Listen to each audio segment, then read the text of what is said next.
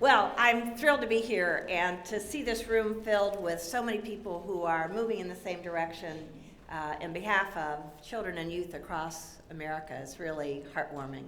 And I think you know that for those of you who are part of the State University of New York, we have this incredible capacity to take good things to scale. So if we can get a set of ideas that can drive this agenda, we've got the capacity to take our work to scale, and like nobody else across the country. So that's the perspective and the focus and the way of thinking about our work today.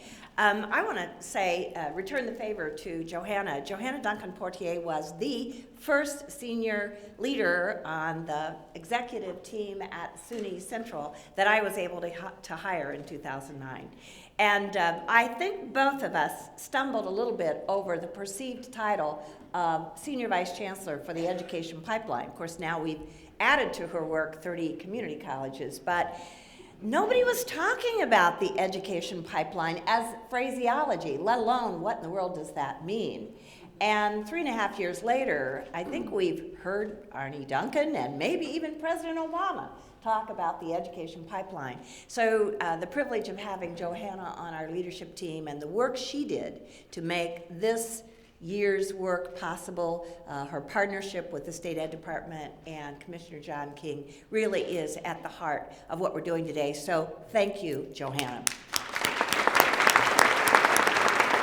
Now, it's also a thrill to be sharing the podium with Linda Darling-Hammond and with Sharon Robinson, as well as the Commissioner and Chancellor Tisch, and all the people who are speaking today, Chris Givner, and the leaders of the breakout sessions or moderators or facilitators by whatever name.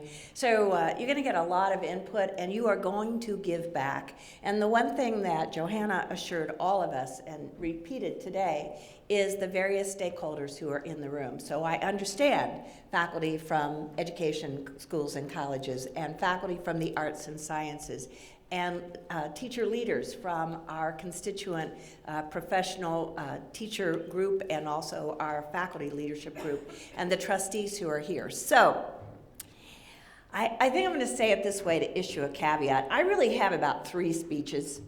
I can talk at the drop of a hat about the State University of New York, and I can do it anywhere, anytime.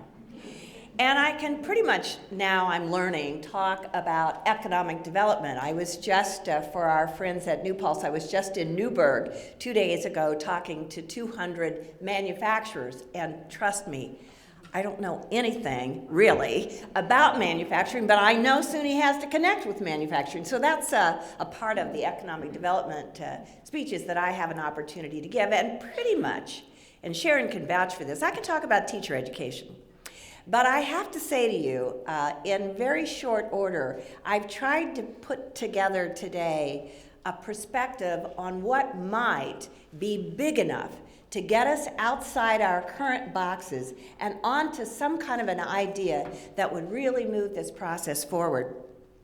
And I think I'm practicing. So if you will take it in the spirit in which it is offered, and know, like you could always be a better teacher if you just had more time to prepare. That's sort of how I'm feeling about myself in this case. I do try to use a PowerPoint from time to time, mostly to keep me in my own line of thinking. This is not the best photographic artifact here, but it is the OneRoom School where I began my teaching career.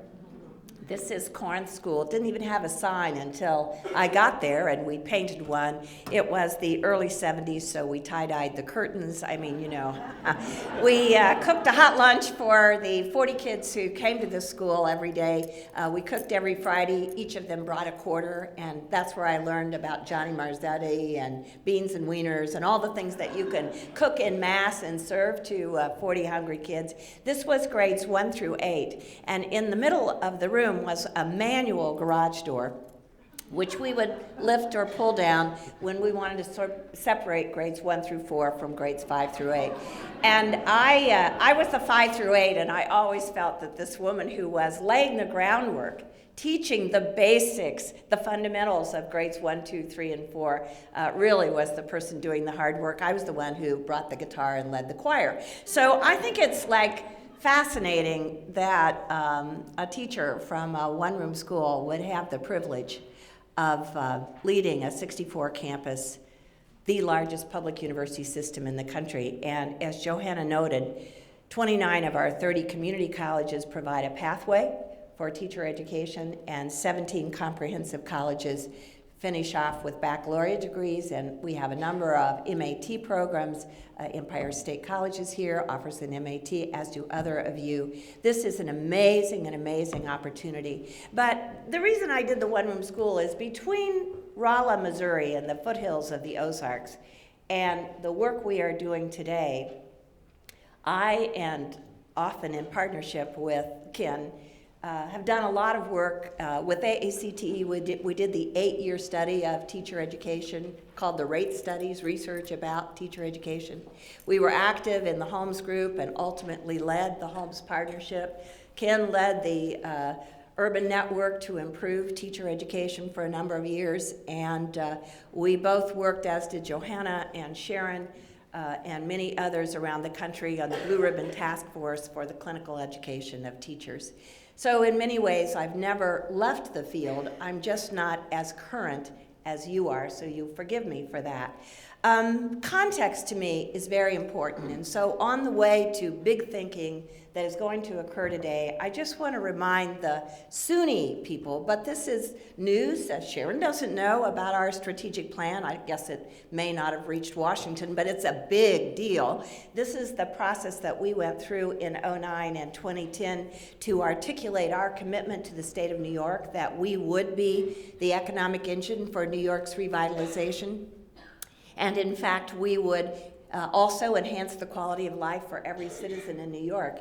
I was reminded by Deborah Stanley, who's the president of Oswego, that we also along the way used to say, SUNY Oswego, powered by SUNY, like Intel in your computer. And it's not a bad analog for the services that SUNY Central feels it needs to provide to make every one of our campuses successful. So in this strategic planning process, so big, such an audacious goal as powering the economic and quality of life for the state of New York, we divided that into 6 big ideas. And the reason I pause here, yes, we talked about innovation and entrepreneurship, and we still are. We've talked about our medical schools and how we prepare health professionals. We're a big energy consumer, so we often talk about reducing our carbon footprint. Last week, we introduced a thing called the SUNY Passport, which is a key to our commitment to vibrant communities, and it's an app that allows our students and faculty to enjoy arts and culture, not only on their campus, but across the campuses of SUNY across the state. The Arts Culture, or the Council on Arts for New York State, and the Parks and Recreation.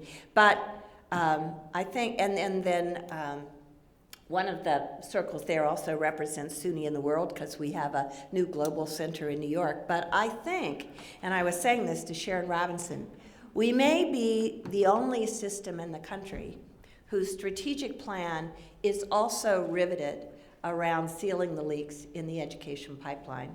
And I want you to think about that, because I, for one, go to lots of meetings of lots of university leaders across the country, mostly presidents, chancellors, viscounts, really important people, and I wait for them to talk about their strategic plan, their mission, and their vision. And I rarely hear them put the education of America's children at the top of their strategic commitment. And that, I think, is a change maker for the State University of New York. So that's context. So what is the problem we're trying to solve? Well, timing is everything, Commissioner King, because one of our issues nationally is that we regulate K-12 and the Elementary and Secondary Education Act, formerly, I always think of Prince, formerly called No Child Left Behind, in one bucket, and we're getting ready to reauthorize the ESEA Act. We regulate higher education in another bucket, and some of you may know, it took us 8 years to reauthorize the Higher Education Act. And then early childhood is often regulated maybe out of Health and Human Services, somewhat out of the Department of Labor. I mean, and it is mimicked or paralleled a bit as we think about the way we regulate policy at the state level. Now, very interestingly, in Oregon, and I know Commissioner King knows about this as well, there's a governor there who's trying to put the whole bailiwick into one box. I have no idea how that will work, and neither does anybody in Oregon, but nonetheless, we have difficulty talking about the whole of the education enterprise from a regulatory perspective. So that's one of the problems or challenges this room is going to eclipse, because we are working it out together. And another problem, which many of you have seen multiple times, is the attrition that occurs from, in this case, 9th grade through high school to access to college, to career, college completion and entry into a career. So these statistics don't vary greatly across the country in the number of students who graduate, go on to college, and for universities in the room, you know, we pay a lot of attention to retention from freshman to sophomore year. And we are paying a lot more attention to completion. Both the state university system of ASCU and APLU, which is the land grant system, recently issued a completion agenda, which is part of the Obama agenda, the Lumina agenda, and the America Achieves agenda, and Complete College agenda. But 2 or 3 weeks ago, the Schott Foundation, which is in Washington, D.C., issued a study on young Hispanic and African American young men and the percentage graduating from high school. So if you were to disaggregate these data, you would know from the Schott report that 51% of Black and Hispanic males are graduating from high school in America. And in New York, that's 37%. And in Rochester, it's 9%. So this, even if you could freeble a little bit on the data and call it 75% graduating from high school, the attrition is really, really unacceptable. And I can't find the right picture that talks about either the attrition of teachers from their careers, which has always been about 50% after 5 years, and we know in urban settings about 50% after only 3 years. So the leaks in the teacher education pipeline are almost as dramatic as the leaks in the student pipeline. So what do we know about SUNY in particular and our contribution to the education of teachers? Well, it is significant. If we are preparing over 5,000 teachers a year in the various fields in the column to the left, that's a powerful, powerful way to intervene in the quality of education in New York. We also know, and these are data that Ruth Padgery dug out that I think are very interesting, because what this column on the right tells you, that if we capture a prospective teacher education student very early, even when they are thinking about or on a pathway to an associate degree, they have a very high matriculation and retention rate.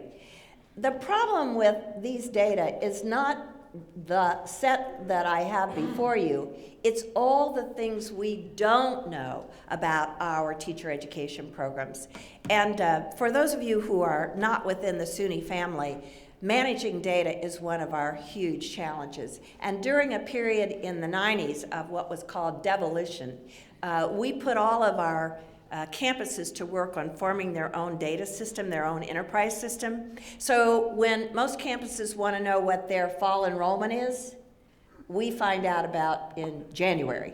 It's not working for us, and these are critically important questions that we have to have data systems to answer. We've got to know about the retention rate of our teachers. We've got to know where they're placed. We've got to know how long they stay in the profession, and of course, ultimately, we've got to know their substantive impact on the learning lives of students. We don't know this, but the only way I could depict that we're going to know this is that we are partnering with IBM and other data systems to work out really a very comprehensive data system using a lot of Band-Aids. If we had billions of dollars, we just push it aside and start over, but you know we can't do that. So we're taking a page from the data analytics that IBM and Cisco and Samsung and KPMG are using to help cities operate more effectively, to help SUNY operate more effectively in generating the data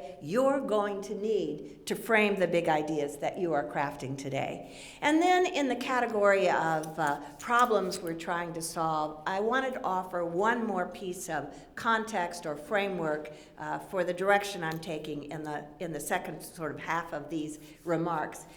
This is an artifact of perhaps a local pub that sort of drew the problem that we are facing in the leaks in the education pipeline.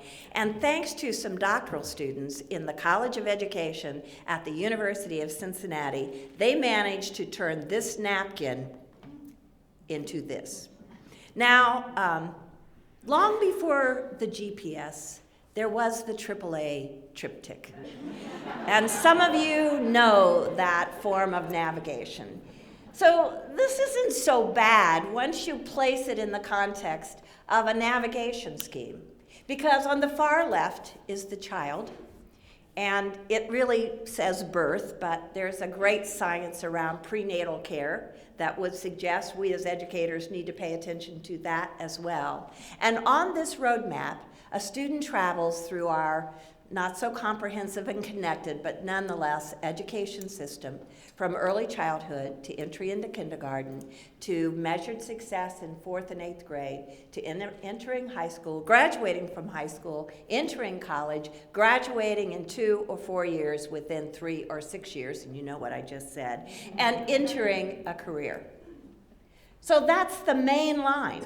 And the points along this roadmap are the points of intervention that, if we could get them right, have the most powerful impact on the learning lives of students. And the other critical thing about this roadmap is that it is both academic and social. So I know there are representatives of schools of social work and social welfare in the room. Eventually we will expand to healthcare, because the social, the family, the community base of this design assumes that we would have services in schools. This is happening in New York City and around the state, community schools where we bring the services to the school. And interestingly, 2 days ago, we used to call these wraparound schools, but now we have to call them integrated schools. It's not enough to bring the services to the schools. We have to integrate them into the learning lives of students. So this roadmap kind of defines where we fit in, because we are all along that darker bar in the middle. We are teachers. We are serving the academic lives of students while integrating the social services that students need to come to school ready to learn. So that's a lot of context, but I think as you draw a map around the Common Core, around teacher assessment, around data-driven decision-making, and around the clinical preparation of teachers, you need context. You gotta keep your eye on the big picture, on the goal, and this is the best we've been able to do to draw these points and put them on a, if you will, conceptual map. So I thought I would pause just a minute to say to you, I really do believe, more than any other time in my own career in this work, which is 40 years, that we are absolutely at the crisis point in terms of whether the education of teachers can be lifted up and valued by a massive community that has lost confidence in our work. I go to sessions with university presidents who talk nicer about Teach for America than their own ed schools. I go to a lot of meetings where people stand up and say the first thing we should do is close the ed schools. It is so debilitating that, as feisty as I am, sometimes I cannot put the words together to say, you are dead wrong. But in fact, I really believe to get the general attention of all the reform community, we've got to do something radically different than the organizational structure and the intellectual and academic structure that we have today.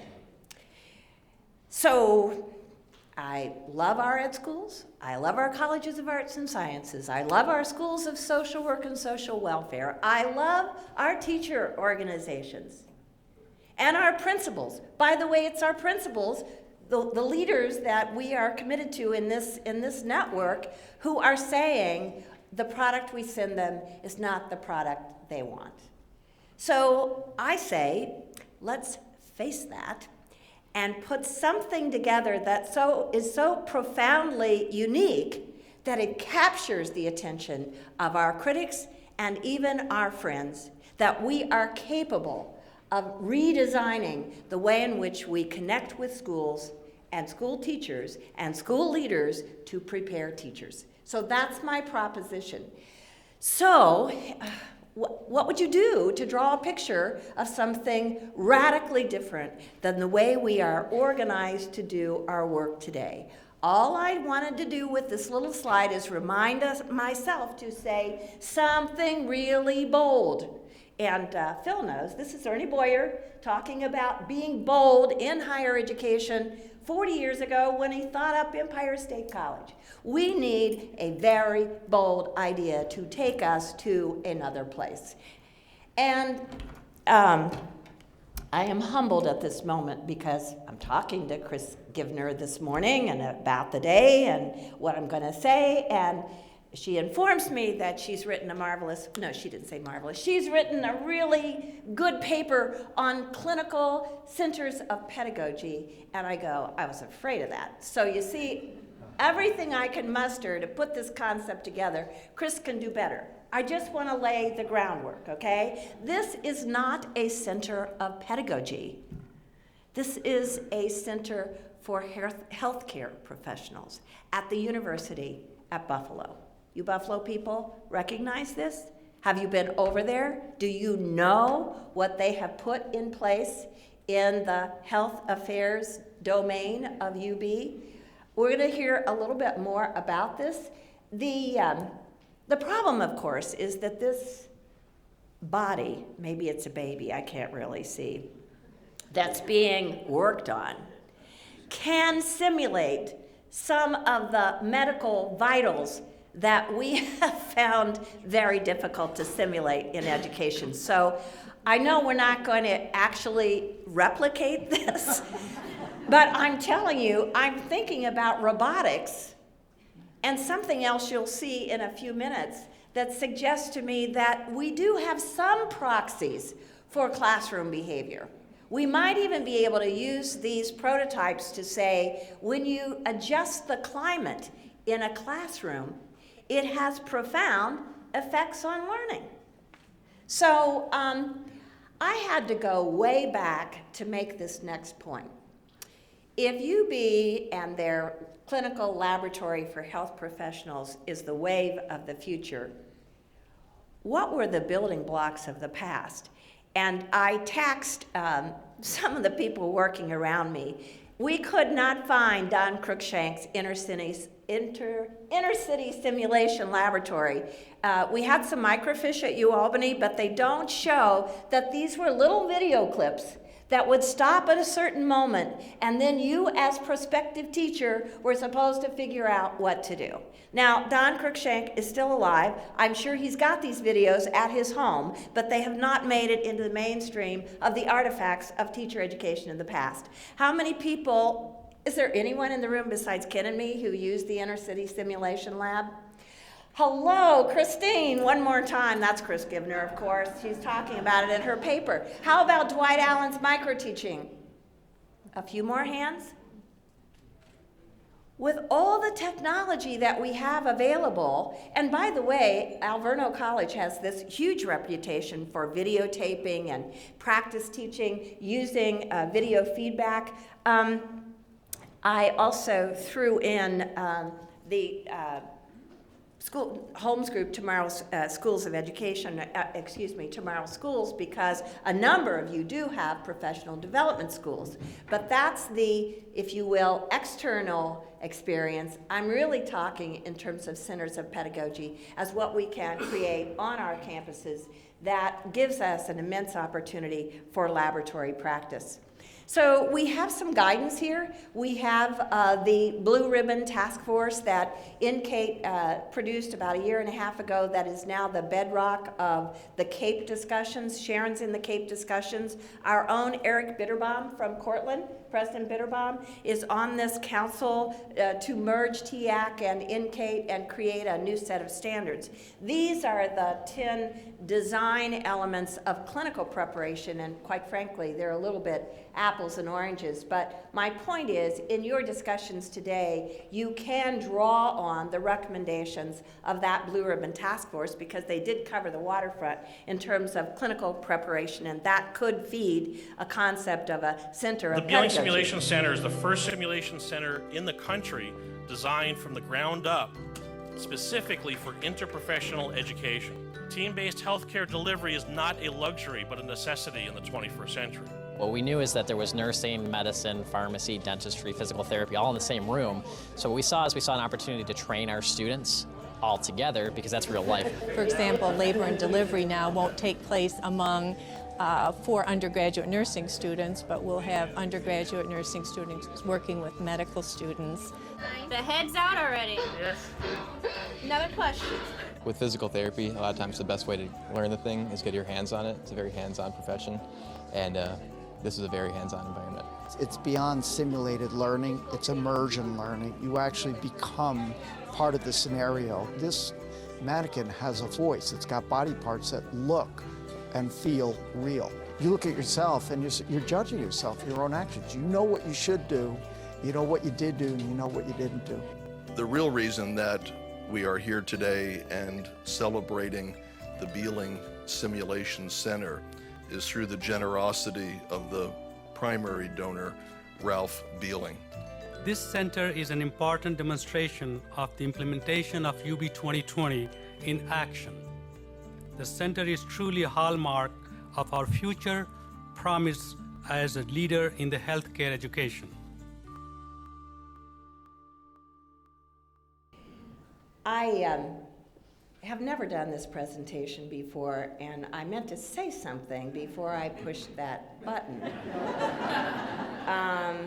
But the point I hope you're getting is that some new conception of how we put our work together, as they have done, creating a place, maybe, where the practitioners in the university and the practitioners in the field can come together to, in this case, simulate the practice of teaching for the betterment of prospective teachers and school leaders and for the continuing professional development of teachers and principals and curriculum directors who are already in our schools. So, interestingly, it isn't just the healthcare professionals who are beginning to think about simulation as one form of clinical preparation, as one element of a center of pedagogy. Now I'm ready to show you the second and last of the videos. We're not going to have that type of behavior in here. At the University of Central Florida in Orlando, teaching student Tanya Moorhead is trying to keep an unruly classroom under control. And I need all eyes on me. It's too loud in here for us to move on. What makes this classroom unusual is that none of the students causing trouble is real. The entire classroom is computer generated, filled with virtual students, each programmed in real time to test the patience of education majors and to train them. I had about 20 veteran teachers hanging out in the room yesterday watching a demo, and they were like, oh, this is so real, everything the kids said. What a student teacher sees while trying to teach a lesson is a screen filled with animated students, each with different, distinct personalities. I don't have any paper. What the student teacher doesn't see is everyone working behind the scenes to animate the virtual students. An operator at a control panel can raise and lower noise levels in the classroom. And in a building a mile away, a digital media graduate student wearing sensors that record her movements plays the role of each of the simulated students on screen as they talk to the teacher. I just think this is incredible. This is the University of Central Florida, our own Robinson, Sandy Robinson, as dean. Many of you know her. Orlando is a center for simulation, given the entertainment industry, but so is Hampton Roads, Virginia, near Old Dominion University, and they could apply the skills and expertise of, in that case, military simulation to bring this kind of laboratory. And by the way, I forgot to mention, whoever Ralph is in Buffalo, we need to meet him because he was the donor that dedicated some of his resources to that lab. We also have, in this Center of Pedagogy concept, access to very innovative schools here in New York. And for us in Albany, one right across the river, it's on the UAlbany East Campus, Tech Valley High. This is one of the new tech high schools which started out in Napa Valley, California. Now there are, I think, about 130. Johanna and I have been talking about this with KnowledgeWorks. Could we get more of these new tech high schools in New York? We've also been talking about the 23 early college high schools as what I would say are secure clinical facilities for us because they already partner with us, and we all know the challenges of getting clinical placements for our students. Part of that is the high-stakes testing that's sort of scaring some of our teachers into having novices in the classroom, but I only want to take you back to that medical simulation and the doctors and rounds that you've experienced in a hospital that is a teaching hospital. Healthcare is not backing away from the preparation of doctors and nurses and allied medical professions because the stakes are too high. Think about it. And we have to think about it, and we have to assert what we need to create the teacher of tomorrow. So we have lots of tools. This is Ken's slide. He could do this in spades, tell you every one of these elements that we can use, that we have at our disposal. I remember when we were still at Ohio State, Ken convened lawyers, the law profession, the medical profession, and maybe a few others who have a case literature. Where's our case literature? Other professions have it, we should have it. And I mentioned grand rounds, I could go through this, but you have all these tools at your fingertips if we can put them into some coherent conceptualization of what a center of pedagogy could be.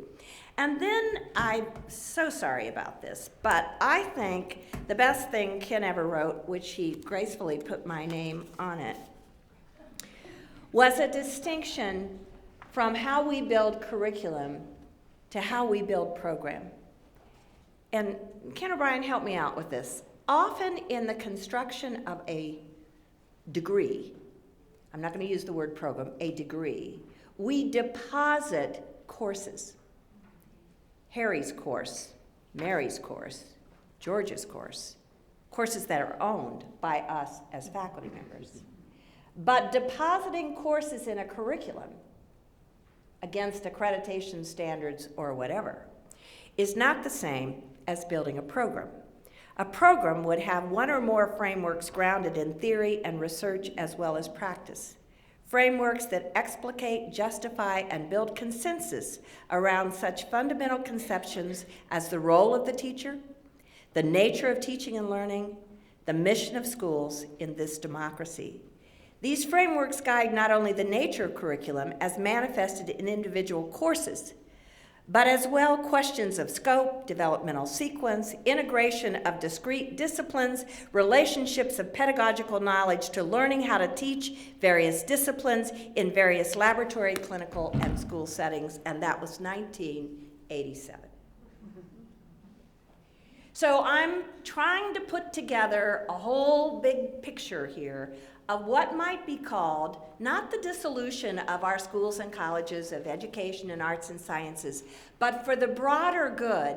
Imagine if SUNY had 20 centers of pedagogy under which all the schools and colleges came together to design programs for the preparation of teachers that included very sophisticated on-campus clinical laboratories and very secure clinical sites in the field.